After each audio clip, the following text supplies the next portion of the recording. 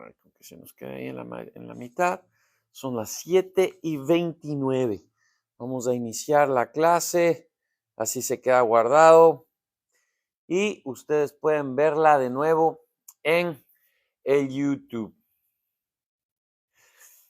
Señores, bienvenidos. Esta es la parte número 4. Seguimos revisando el capítulo 14, trauma pediátrico. Seguimos avanzando de a poco, pero seguro. Esto, lo que vamos a iniciar revisando, se llaman lesiones específicas. Vamos a iniciar con la lesión cerebral traumática en los pacientes pediátricos. Y lo que vamos a hablar es justamente un poquito de estadísticas y números. Nos dice que los niños entre jóvenes de 0 a 14 años en los Estados Unidos cada año tienen un traumatismo cráneoencefálico y entre 3,000 muertes y 29,000 hospitalizaciones es lo que podemos observar aquí en los Estados Unidos. Estamos hablando que 3,000 pacientes pediátricos se mueren cada año. Es un número muy alto, ¿no? Especialmente sabiendo la calidad y la capacidad que tienen los hospitales aquí. Las medidas de reanimación inicial pueden minimizar la lesión cerebral secundaria y, en consecuencia, la gravedad de las lesiones en los niños. Se necesita, lo más importante, ¿no? Siempre que estamos hablando de pacientes pediátricos, lo que nos vamos a referir siempre es a que se enfoquen en la ventilación adecuada, oxigenación y perfusión adecuadas para prevenir la morbilidad secundaria. Si bien generalmente se considera que la recuperación de los pacientes pediátricos que sufren una lesión cerebral traumática grave es mejor que la de los adultos, cada vez hay más pruebas que indican que persisten una amplia variedad de deterioros, incluyendo anomalías funcionales, cognitivas y conductuales. Así que tenemos que poner muchísima atención en los pacientes pediátricos que tengan trauma en la cabeza. Los resultados de las evaluaciones neurológicas iniciales son útiles para el pronóstico. Por eso es importante que tú tomes tu Glasgow al inicio y cada vez que el paciente vaya deteriorándose, tú sigas comparando, y esta es una información súper valiosa para el centro de trauma a donde tú vayas a llevar a tu paciente. Las víctimas de trauma no accidentales pueden tener poca evidencia externa de traumatismo, pero pueden haber sufrido una lesión intracraneal considerable. Se debe registrar una puntuación del Glasgow, como les decía, de referencia pediátrica, repetirla con frecuencia durante todo el tratamiento. ¿A qué se llama esto que es no traumática exterior? Es justamente a lo que se refieren cuando hay ese sacudón a los bebés, a los pacientes pediátricos, y pues por afuera tú no ves ningún tipo de trauma, pero por adentro, en el cup contra cup, cuando se golpea el cerebro hacia adelante y hacia atrás, va a dejar esos sangrados internos causando un traumatismo cráneoencefálico severo con un sangrado interno, ¿no? Entonces, no porque no existan esas lesiones afuera del cerebro, no quiere decir que estos pacientes no tengan un traumatismo cráneoencefálico presente. Durante el transporte se debe administrar oxígeno suplementario y, si es posible, controlar la oximetría de pulso. Yo creo, señores, que en nuestros países es muchísimo más fácil hacer este control de la oximetría de pulso que la capnometría, ¿no es cierto? Al igual que con la hipoxia, la hipovolemia y con la hipotensión, que puede empeorar drásticamente el resultado del traumatismo a nivel cerebral. Se debe controlar siempre las hemorragias externas y se deben inmovilizar las extremidades fracturadas del niño para limitar la pérdida de sangre interna asociada con estas lesiones. Acuérdense, Siempre que hablamos del pH-TLS tenemos nuestro X, A, B, C, D, E. Siempre el detener la hemorragia va a ser prioridad y obviamente vamos a continuar cuidando la vía aérea y la ventilación. En raras ocasiones los volúmenes menores, los bebés menores de 6 meses aproximadamente pueden volverse hipovolémicos como resultado de una hemorragia intracraneal porque tienen las suturas craneales y las fontanelas abiertas. ¿Qué es lo que quiere decir? Que como todavía no están solidificadas, son elásticas. Entonces, cuando tú tienes un sangrado y el cerebro empieza a edematizarse, lo que va a pasar es que como no están soldadas, todavía están en desarrollo, se pueden dilatar, se empiezan a abrir y no vamos a tener ese aumento de la PIC en estos bebés menores de 6 meses, ¿no? El aumento de la presión intracraneal. A eso es a lo que se refiere. Un lactante con una fontanela abierta puede tolerar mejor un hematoma intracraneal en expansión y por tanto no presentar síntomas hasta que se produzca una expansión rápida dentro del cerebro. Se debe considerar que un bebé con una fontanela abultada tiene una lesión cerebral traumática más grave. ¿Por qué? Nuevamente, nosotros sabemos que en las fontanelas tenemos un poquito de hundimiento y cuando están súper, ahí podemos ver la deshidratación, ¿no? Cuando están súper hundidas es porque el bebé está demasiado deshidratado, en una deshidratación, en un cuadro agudo de deshidratación. Pero a lo contrario, cuando se empieza como a hinchar, como que está abultado, es porque el sangrado y la hinchazón dentro del cerebro es severa. Entonces, en estos pacientes, esos son signos y síntomas de un traumatismo craneoencefálico grave, ¿no es cierto? Continuando, para los niños con una puntuación de un Glasgow de 8 o menos, el objetivo debe ser siempre la oxigenación y la ventilación adecuadas en todo momento, no la colocación de un tubo endotraqueal. Nuevamente, señores, miren, si ustedes practican la intubación y ustedes tienen la habilidad de poder intubar en un maniquí porque tú practicas, porque tú entrenas, entonces tú vas a tener esa habilidad para poder intubar en el primer atento, sin demorarte, sin causar hipoxia en tu paciente. Pero si tú no tienes esta capacidad, no tienes un centro de entrenamiento donde tú puedas estar practicando siempre y tú no puedes o no estás preparado para hacer una intubación, entonces es mejor solamente de utilizar medidas básicas para mantener este paciente bien ventilado y bien oxigenado. ¿Por qué? Porque hay muchísimas más complicaciones en paramédicos que tratan de intubar a estos pacientes, aunque esa intubación es muy sencilla.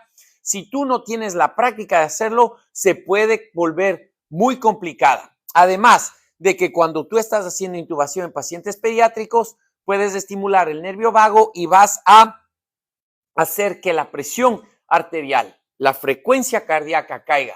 Y si es que el paciente todavía tiene un reflejo nauseoso, entonces vas a hacer que este paciente vomite y vas a tener muchísimas más complicaciones. Es a eso a lo que se está refiriendo.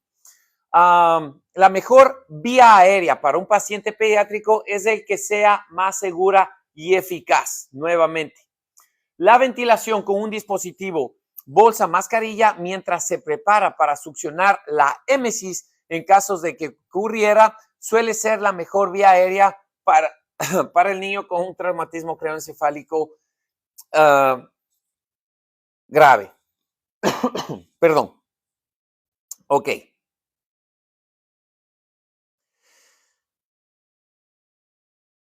Un paciente pediátrico con signos y síntomas de hipertensión intracraneal con un aumento de la PIC o aumento de la presión intracraneal como pupila reactiva o no reactiva, hipertensión sistémica, bradicardia y patrones respiratorios anormales. A esto le llamamos la triada de Cushing.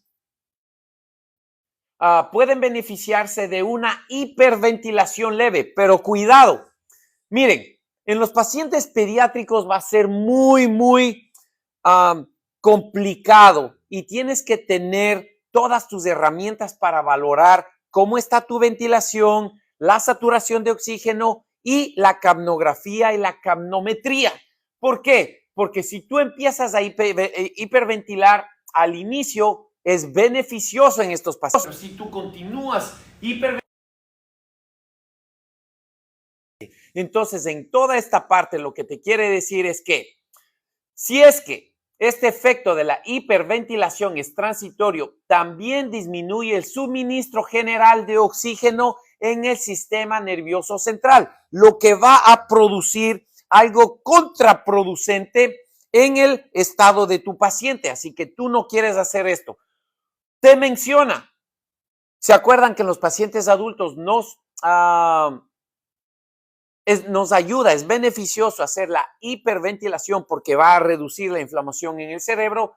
En los pacientes pediátricos también lo va a hacer por un tiempo bien cortito y tienes que tener mucho ojo en la valoración de tus signos vitales. Pero más acá abajo te dice que si tú no lo puedes hacer, más bien que mantengas una ventilación adecuada, siempre recordando que la capnometría en un paciente pediátrico, lo que buscamos es de 35. Con la hiperventilación no tenemos que llegar a menos de 25, porque si llegamos a menos de 25, lo que vamos a hacer es que estamos causando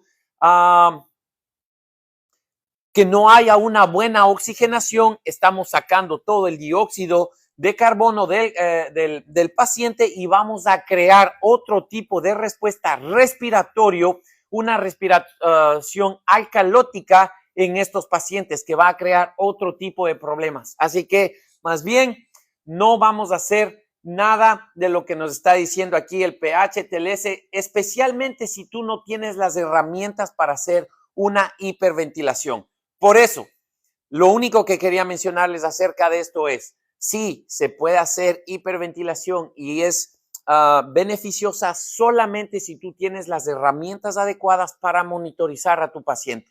En este caso, nuevamente, en nuestros países, yo sería de aconsejarles que solamente mantengan una ventilación adecuada y que siempre vayan controlando la saturación de oxígeno y la ventilación. Así que este punto es súper importante si ustedes tienen las herramientas adecuadas. Durante los transportes prolongados, las pequeñas dosis de mannitol, no sé, señores, si es que ustedes tengan mannitol en sus ambulancias, pero aquí, por ejemplo, nosotros no lo usamos y esto tiene que también ser visto muy de cerca, con la aprobación de tu doctor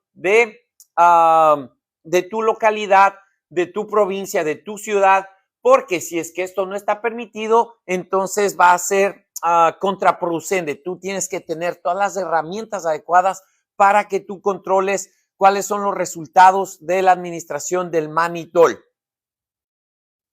El uso del mannitol en caso de reanimación con volumen insuficiente puede provocar hipovolemia y empeoramiento del shock. Por eso, señores, es importantísimo de que tú siempre pongas un ojo en los signos vitales de estos pacientes, que es beneficioso, claro, cuando tú tienes toda la experiencia y las herramientas adecuadas para poder administrar este tipo de documentos, ¿no? Perdón, de medicamentos. Pueden ocurrir convulsiones, si es verdad, eso es como un efecto secundario después de un traumatismo craneoencefálico grave. Estas convulsiones van a ser breves poco después de la lesión cerebral traumática y además de garantizar la seguridad, la oxigenación y la ventilación del paciente, a menudo no requieren un tratamiento específico por parte de los profesionales de atención prehospitalaria. ¿Por qué? Porque estas convulsiones post-trauma generalmente tienes una vez y después no regresan. Sin embargo, la actividad convulsiva recurrente, esto sí se vuelve una emergencia verdadera, porque si vuelve a pasar, entonces vamos a llamar a esto un estatus epiléptico y a esto lo tenemos que controlar con benzodiazepinas, o sea, midazolam. Acuérdense que siempre yo les digo, ¿no? Cuando estamos utilizando la técnica de la mano, Gentevi, que el midazolam, cada vez que te dicen, hey, un paciente de 5 años de edad está teniendo convulsiones, entonces tú utilizas tu técnica de la mano. 1, 3, 5, 7, 9, 10, 15, 20. Yo sé que mi paciente de 5 años pesa más o menos 20 kilogramos y si mi dosis de midazolam es 0.1, yo sé ahora que yo le tengo que dar más o menos 2 miligramos a este paciente, ¿no?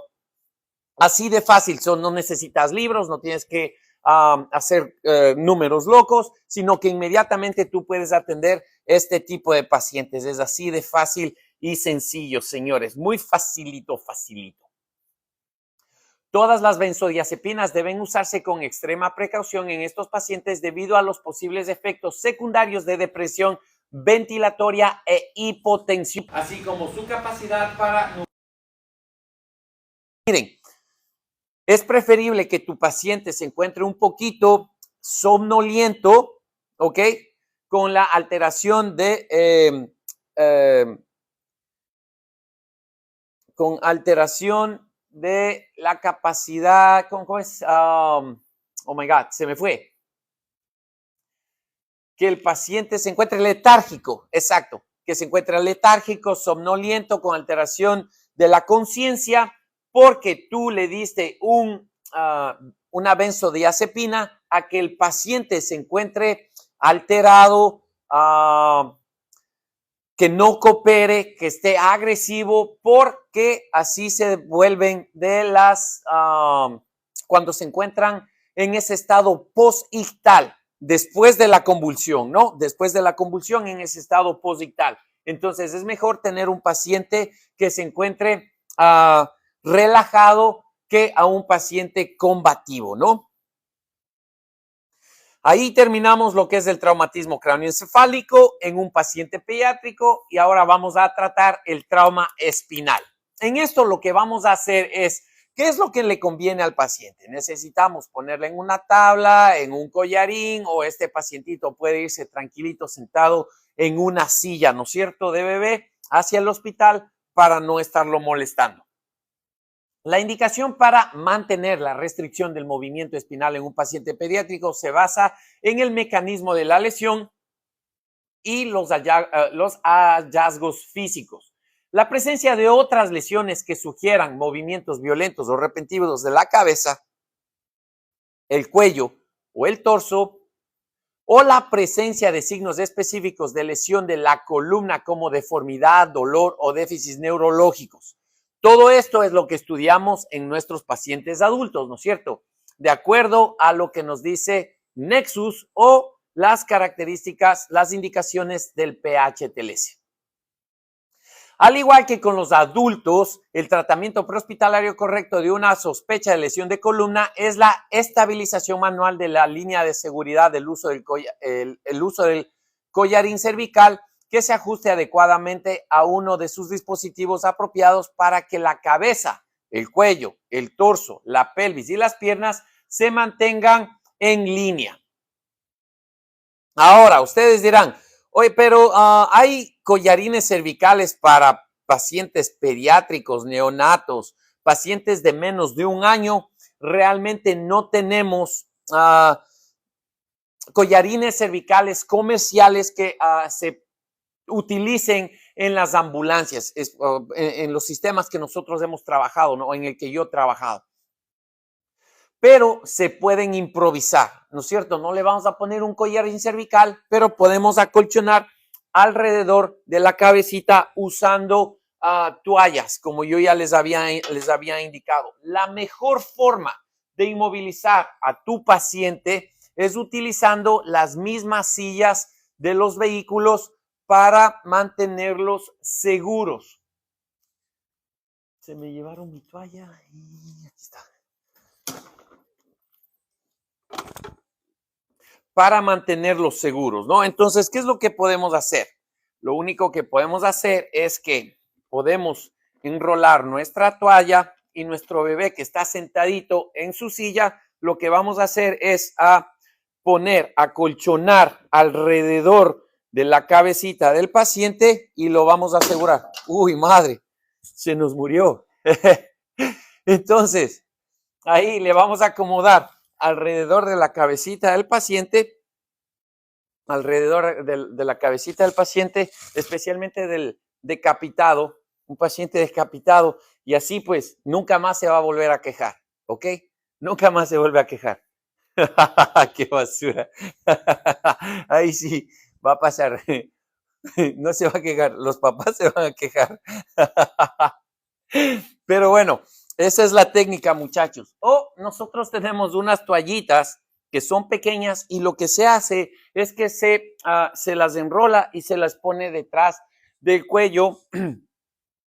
Y no se olviden siempre que si es que vamos a poner a nuestros pacientes en las camillas, lo que tenemos que utilizar es que tenemos que poner el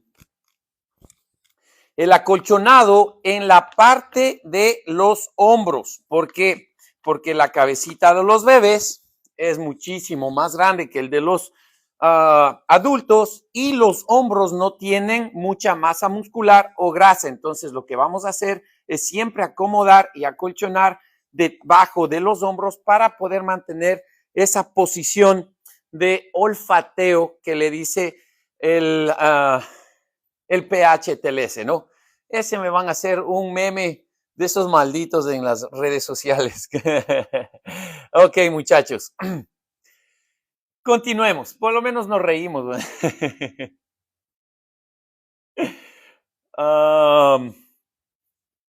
El umbral para realizar una restricción del movimiento de la columna es más bajo en niños pequeños debido a su incapacidad para comunicarse o participar de otros modos en su propia evaluación. Ningún estudio ha validado la seguridad de limpiar clínicamente la columna de un niño en el campo, o sea, hablando en la calle, ¿no? En la prehospitalaria. La misma inmadurez discutida anteriormente también contribuye al miedo de los niños y a la falta de cooperación con la inmovilización. Acuérdense que cuando nosotros tenemos un paciente adulto y el paciente adulto tiene una herida distractiva que le va a distraer, entonces a veces se olvida del dolor. En cambio, los pacientes niños, los pacientes pediátricos, estos pacientes pediátricos en cambio están asustados. Ellos piensan que ellos hicieron algo mal y por eso ellos te dicen que si están bien, que no pasa nada, aunque tengan algún tipo de lesión. Lo más importante es que tú lo trates y que siempre tengas esa sospecha alta de que este niño pueda tener algún tipo de lesión a nivel cervical o de la espalda, ¿no? Por eso es que se vuelve tan complicado el poder mantener a estos niños en una tabla quietos por mucho tiempo. Entonces es mejor asegurarlos en su sillita donde se encuentran cómodos. Ellos ya saben que eso es su lugar, su espacio, ¿no? En donde ellos siempre están viajando y eso les va a ayudar a relajarse durante el viaje hacia el hospital. Aquí viene, miren, puede ser válido decir no sujetar a un paciente pediátrico si se puede persuadir al niño para que se quede quieto. Esto es lo más importante. No se pongan a pelear con el bebé. O no, te vamos a aplastar y tratan de aplastarlo y quedarlo ahí. Eso va a hacer que, si es que el paciente tenía alguna lesión, como se pone a pelear contigo, entonces se va a mover más y se va a agravar más. Lo más importante es mantener a estos niños calmados y mientras más tú puedas dejar al paciente que tenga contacto con su familiar, que pueda quedarse en su sillita, en el lugar en donde él ya conoce, va a ser muchísimo mejor. No solo como, para el paciente, para el familiar que ve que no está estresado, sino para ti como proveedor de salud, porque no vas a ver a ese niño llorando, molesto, sobre todo haciendo movimientos que no quieres en la parte de atrás de tu ambulancia.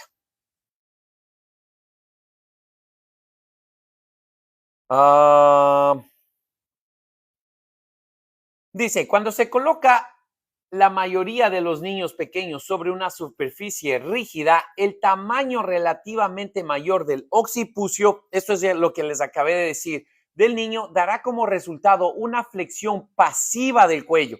Acuérdense que cuando el paciente está en esa posición y estamos flexionando la cabeza, vamos a cerrar la vía aérea de nuestro paciente y vamos a complicar las respiraciones, las ventilaciones, sobre todo las ventilaciones, y podemos provocar hipoxia y obviamente este paciente una parada respiratoria y una parada cardiorrespiratoria. Así que es súper importante la posición del niño, ¿no? Se debe colocar suficiente acolchonado. Nuevamente, miren, se debe de colocar suficiente acolchonado, aproximadamente una pulgada de 2 a 3 centímetros debajo del torso del niño para elevarlo y permitir que la cabeza esté en una posición neutral.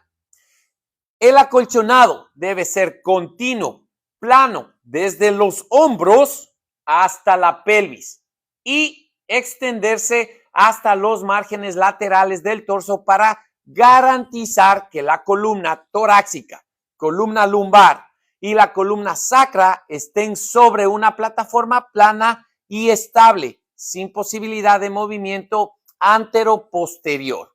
Súper, súper importante. Debe de ser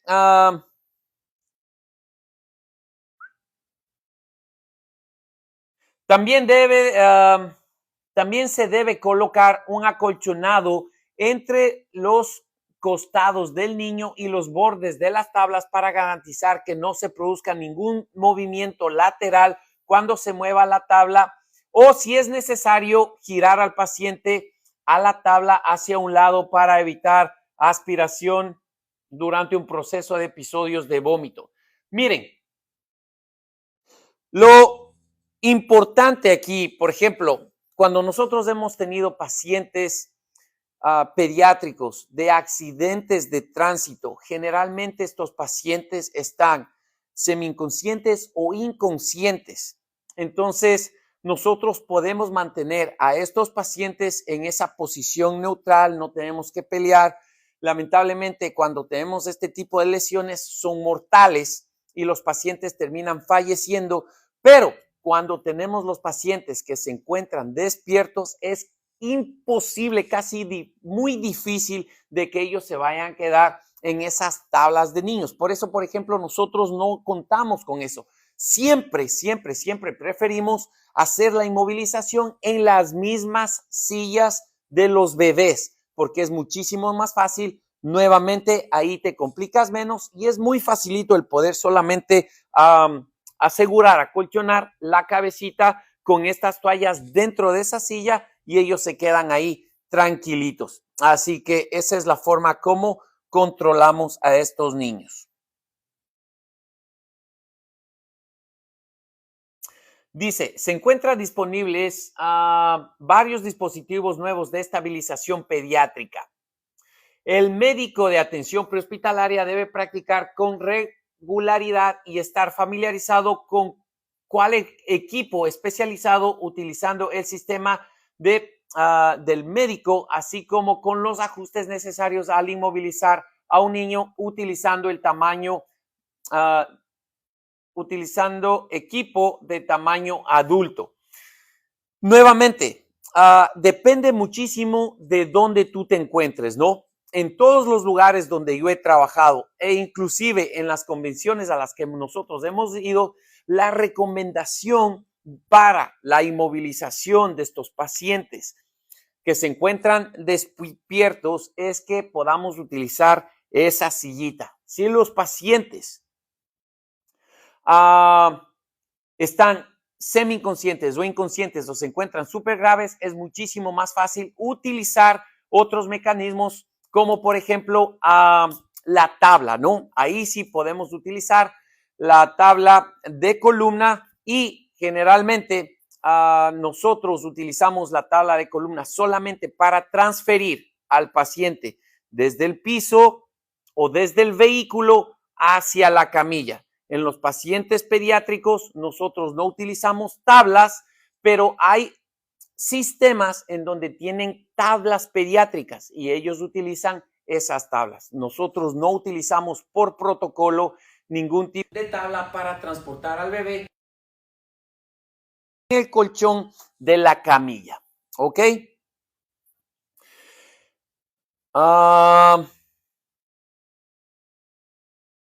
En el pasado se recomendaba que los bebés o niños pequeños fueran inmovilizados en un asiento de seguridad para el automóvil si era allí donde se encontraban.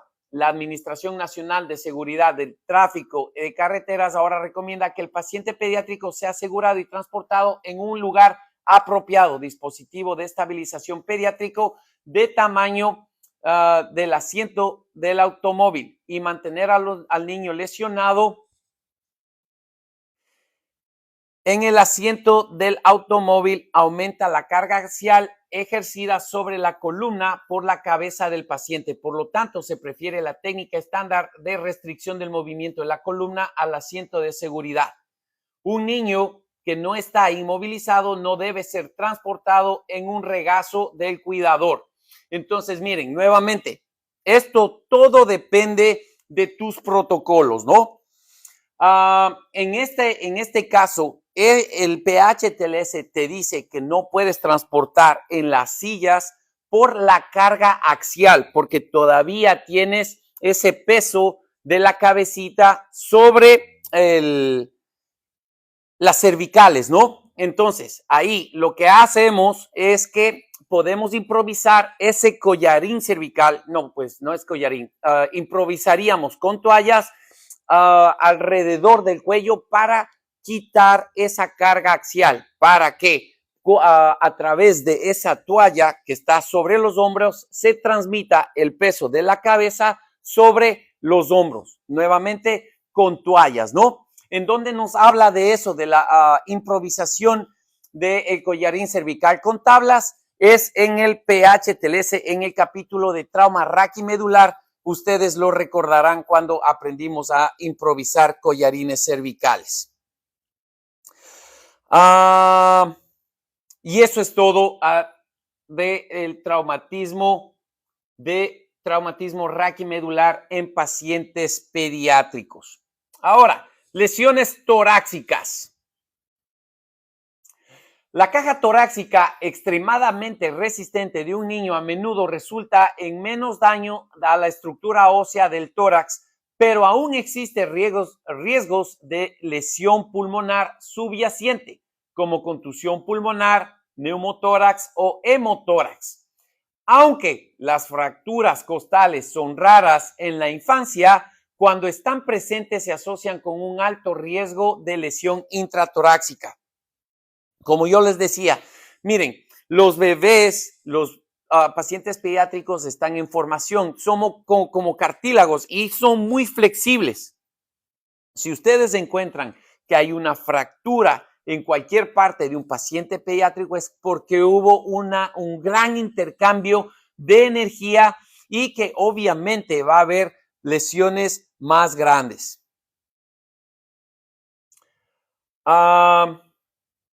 La crepitación puede apreciarse en el examen y puede ser un signo de neumotórax. El riesgo de mortalidad aumenta con el número de costillas fracturadas, o sea, se volvería un tórax inestable, ¿no es cierto? Paradójico.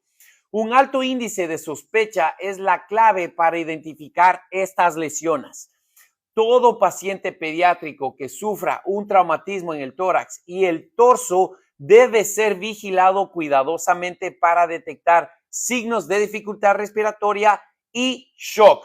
Las abrasiones o contusiones sobre el torso de un paciente pediátrico después de un traumatismo contundente pueden ser las únicas pistas para el médico de atención prehospitalaria de que el niño haya sufrido un traumatismo torácico. Por eso, señores, acuérdense, una vez que ya terminamos nuestro A, B, C, entonces hacemos nuestra evaluación del Glasgow y pasamos inmediatamente a hacer ese examen, ¿no es cierto? Vamos a exponer a nuestro paciente y vamos a hacer nuestro examen de cabeza a pies. Y ahí es en donde vamos a empezar a encontrar este tipo de lesiones. Dice, además, cuando se transporta a un paciente pediátrico que ha sufrido una lesión torácica contusa de alto impacto, se debe controlar el ritmo cardíaco del niño en el camino a un centro médico. En todos los casos, los elementos claves en el manejo de traumatismo torácico implican una cuidadosa atención de la ventilación, la oxigenación y el transporte oportuno a una instalación adecuada.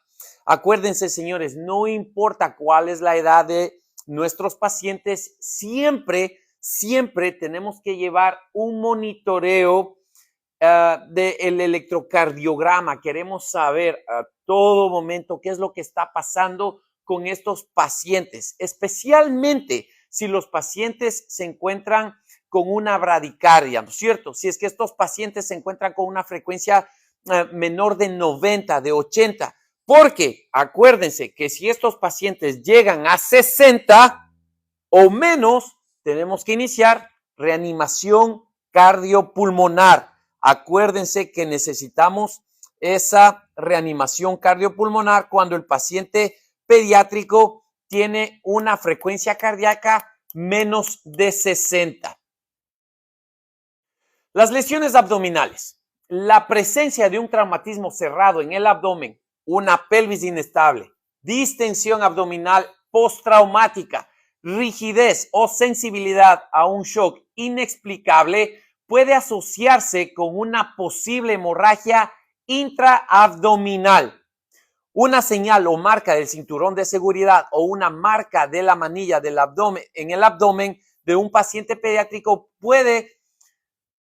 suele ser un indicador de lesiones internas graves. Miren, señores, cuando nosotros tenemos, no solamente en los pacientes pediátricos, en los pacientes adultos, en los pacientes de la tercera edad y los pacientes pediátricos, tú tienes la marca del cinturón en el abdomen y en el hombro. Esto quiere decir que el intercambio de energía y la desaceleración de ese vehículo fue grande y que necesitamos que ese paciente vaya a un hospital para que puedan hacer los exámenes adecuados, especialmente exámenes de radiografía y ecosonografía.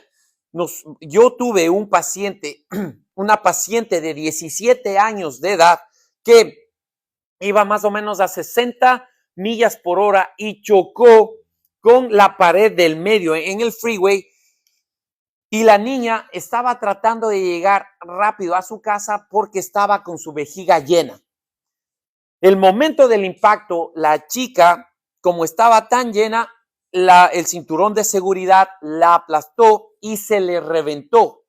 Cuando nosotros llegamos, la paciente estaba pálida, estaba sudorosa y estaba inquieta con dolor del abdomen, ¿no? Entonces, una vez que le hicimos el ultrasonido, pudimos ver que toda la parte de la vejiga, tú sabes que cuando tú ves en el ultrasonido la vejiga se ve así como redondito, ¿no es cierto? Estaba abierta y tú podías ver todo el líquido que ya estaba en el lado. Cuando recién llegamos, sus signos vitales estaban todavía estables. La pusimos en la ambulancia y empezó a ponerse letárgica. Después de la segunda, o sea, después de 10 minutos, al chequear el tercer set de signos vitales, ya su presión había descendido a los 80.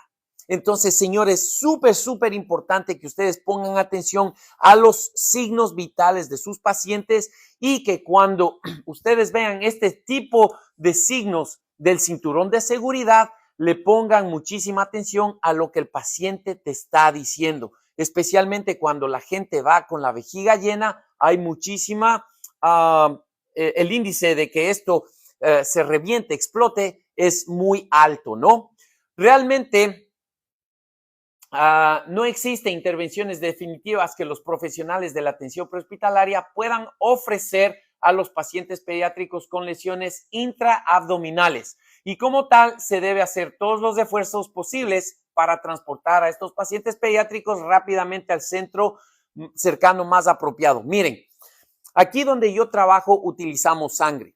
Esta paciente calificó para poderle dar sangre, pero ¿cuáles son nuestros protocolos? Todos los pacientes pediátricos de 13 años en adelante van a recibir la misma dosis que un paciente adulto, pero pacientes de 12 años hacia abajo, lo que vamos a hacer es que para darle sangre vamos a tomar la misma fórmula de 20 mililitros por kilogramo de peso y así es como calculamos. La sangre, señores, salva vidas en el trauma. Vamos a pasar a trauma de las extremidades. En comparación con el esqueleto, de, ¿cómo se dice? Híjole. En comparación con el esqueleto adulto, el esqueleto del niño está en crecimiento activo y está formado por una gran proporción del tejido cartilaginoso y de crecimiento metabólico activo. Oh, miren, aquí está esta foto. Eso, miren. Por ejemplo, este es un gran ejemplo. Este es un paciente pediátrico que tiene la marca del cinturón de seguridad. Y ustedes pueden observar que ya no solamente tiene la marca de la abrasión, sino que ya se empiezan a hacer la equimosis alrededor de la lesión. Lo que nos dice aquí es que el signo del cinturón de seguridad en un paciente de 6 años a quien se le encontró rotura del vaso.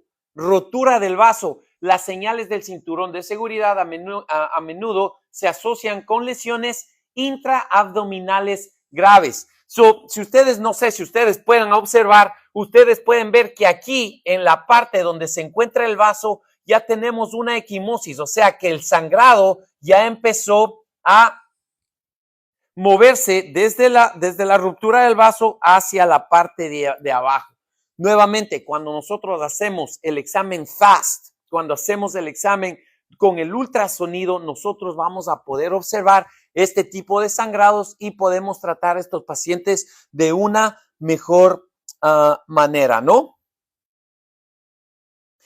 Ok.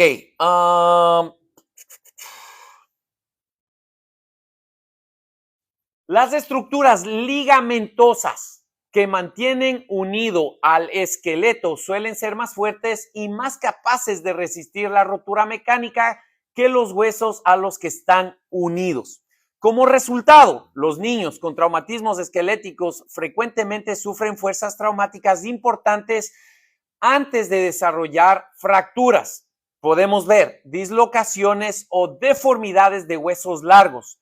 Las fracturas incompletas, o sea, el tallo verde, así es como se llama, el tallo verde. Ustedes se acuerdan de que cuando ustedes tratan de romper esas ramas de los árboles que están recién naciendo y ustedes le dan vuelta y le hacen así y quieren romperle, pero como el tallo está verde, no se rompe, sí, es súper flexible, ¿no es cierto? Es súper flexible, entonces por eso es que lo comparan con un tallo verde a las extremidades de los pacientes.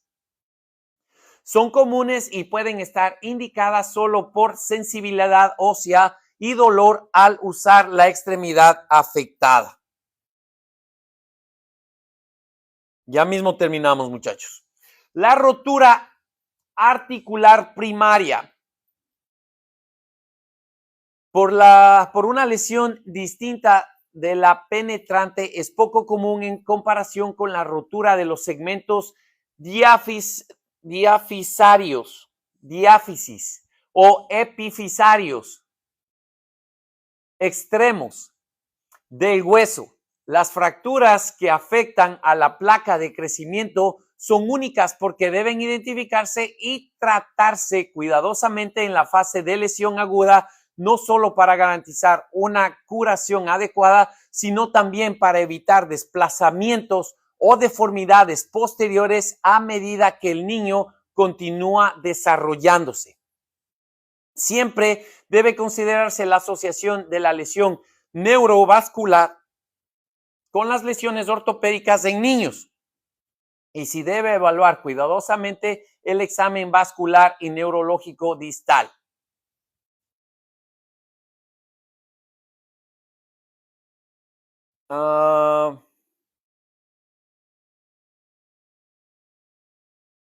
La aparente deformidad grave asociada a veces con lesiones en las extremidades no debe distraer la atención de las lesiones potencialmente mortales. Estas son las lesiones distractoras, ¿no es cierto? Entonces, por favor, siempre enfóquense. X, arreglamos, detenemos la hemorragia. A, después B, después C. No vayan a saltarse, señores. Acuérdense, la última vez que estábamos haciendo el ejercicio, la gente quería saltarse por todo lado.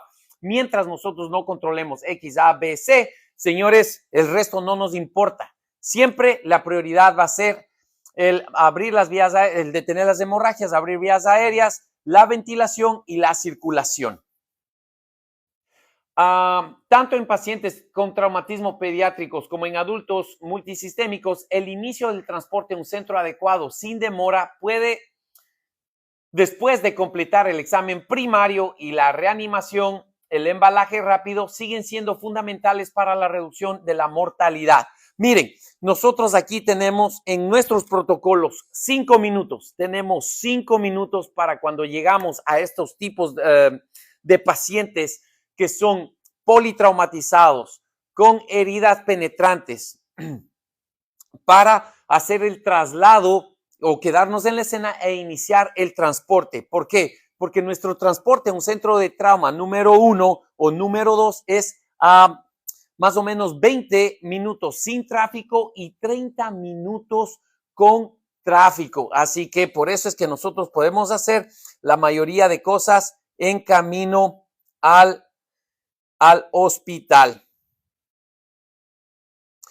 Puede proporcionarse durante el viaje sin restar valor a la reanimación del niño.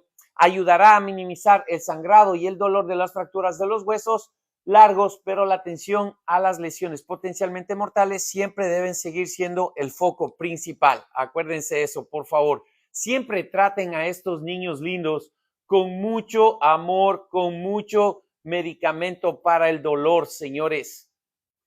Trátenlos como si fueran hijos suyos más que todo. Y por último, terminamos esta vaina, se acabó.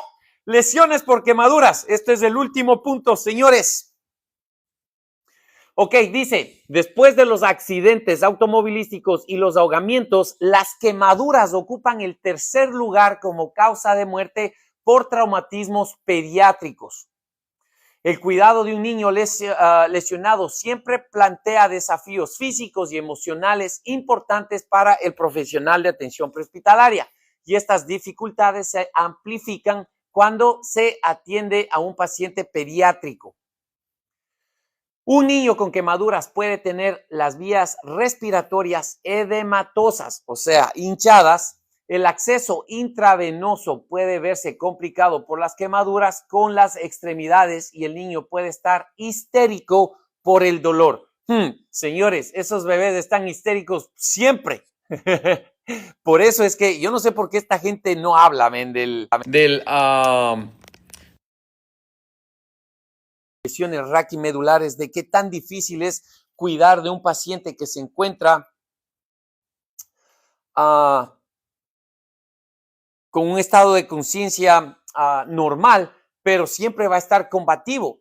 Y no menciona de qué tan difícil es mantenerlos ahí sentados en el o inmovilizados en una tabla, ¿no? La exploración primaria. La exploración primaria debe realizarse como en otras causas de traumatismo pediátrico, pero cada paso de la exploración primaria puede ser más complicado que en un niño sin lesiones térmicas. La mayoría de las muertes relacionadas con incendios estructurales no están directamente relacionados con quemaduras de tejidos blandos. Nuevamente, esto es igual que en los adultos, ¿no es cierto? No están relacionados en un fuego directo, sino más bien por la inhalación de humo, del calor, ¿no? La inhalación de humo y las quemaduras de las vías aéreas superiores. Es exactamente lo mismo que pasa con los pacientes adultos. Estos niños mueren con frecuencia y sus cuerpos recuperados muchas veces no presentan quemaduras. Mueren por toxicidad e hipoxia por monóxido de carbono o cianuro de hidrógeno, señores. El edema de las vías respiratorias inducido térmicamente siempre es una preocupación en pacientes con quemaduras, así que por eso es importantísimo que, vean, señores, el diámetro más pequeño de la tráquea pediátrica significa 1 milímetro. 1 milímetro es el diámetro de la vía aérea pediátrica. Y eso, si se edematiza, entonces, señores, ese paciente va a volverse hipóxico, parada respiratoria, parada cardíaca. Un paciente pediátrico con vías respiratorias edematosas puede estar sentado hacia adelante y babear o quejarse de ronquera o cambios en la voz.